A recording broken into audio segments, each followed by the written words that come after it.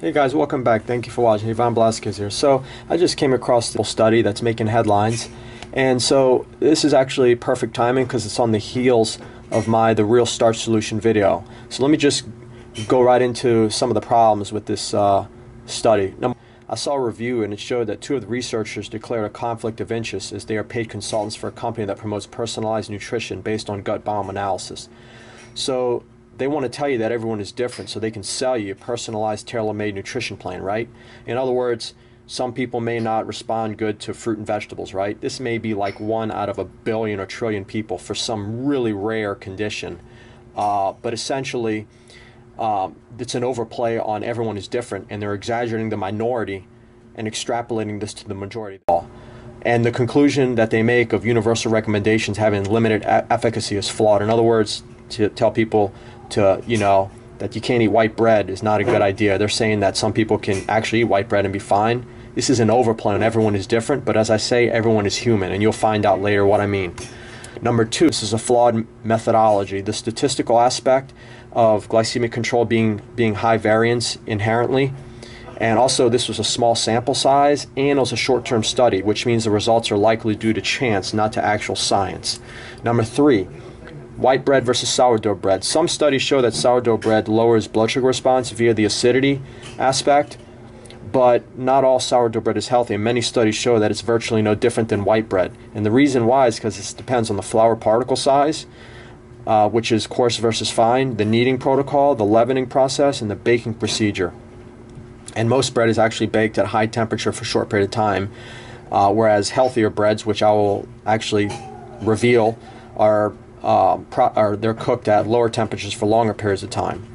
Now, there is one study that found that sourdough bread was no different than white bread in terms of blood sugar, but they did find that sprouted grain bread was better and had a lower blood sugar response in sourdough and white bread, but the sprouted grain bread that they used contained flour.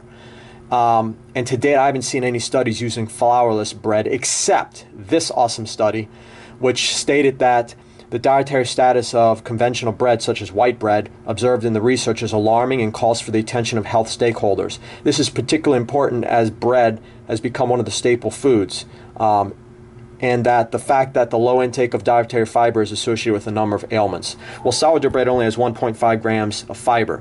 Now, I actually like sourdough bread, but the only sourdough bread that I like the only bread that I actually consume comes from two main companies, and they're both flourless breads. In other words, they make the breads without milling them. They actually grind them and they actually sprout them.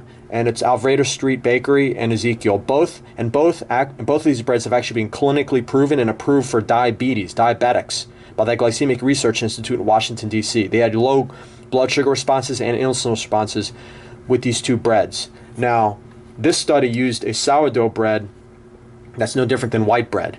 And why the differences between the groups? Well, by chance, as I mentioned before, you have a small sample size, you have great variance in glycemic control anyway, and then you have question marks such as what was the activity level of the subjects, which can influence glycemic control, as well as what was their diet like outside of the study, which can influence glycemic control. So we have acute and limited parameters. So blood sugar is one aspect, right?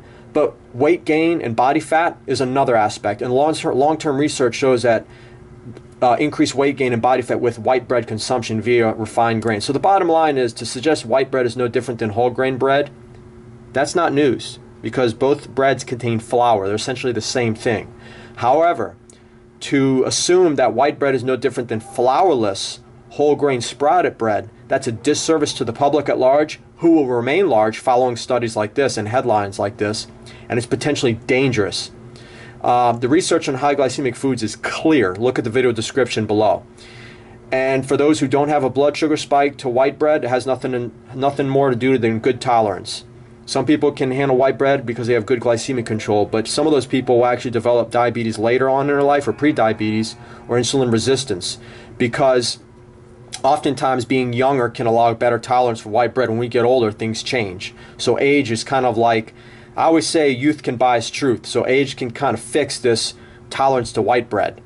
And then there's the George Burns situation, where you have the few genetically elite. We're talking like the extreme minority of people who can eat white bread the whole life and have no problems. George Burns was a smoker. all of his life and had no problems and lived well into his 90s. Most smokers will not be that fortunate, which is the point I'm trying to make about white bread here. So most will have a blood sugar spike to white bread.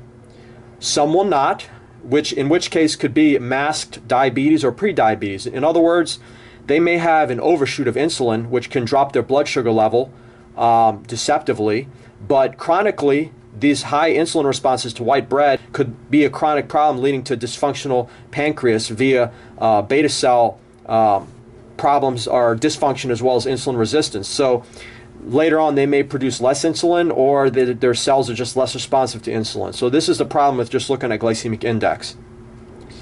So bringing it all together, guys, the bias being that two of the researchers are affiliated with a personalized nutrition company, so of course they want to tell you that some people can eat white bread to basically appease to the fact that one size doesn't fit all, but we are all human. So while we're all different sizes in terms of how we respond to foods, we're all human. And white bread, when eaten by humans, is detrimental to human health.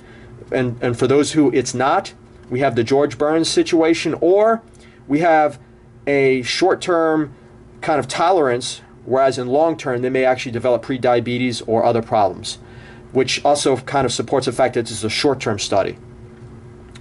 So, and sourdough bread is no different than white bread in many cases, because flour is flour. The real bread that's really the healthiest bread is flourless bread, and preferably sprouted flourless bread, as I mentioned before. So anyway, thank you guys for watching. Thank you guys for coming to my channel to get the real science behind the headlines. So thank you guys for watching. Make sure you give this video a thumbs up. Tune in next time.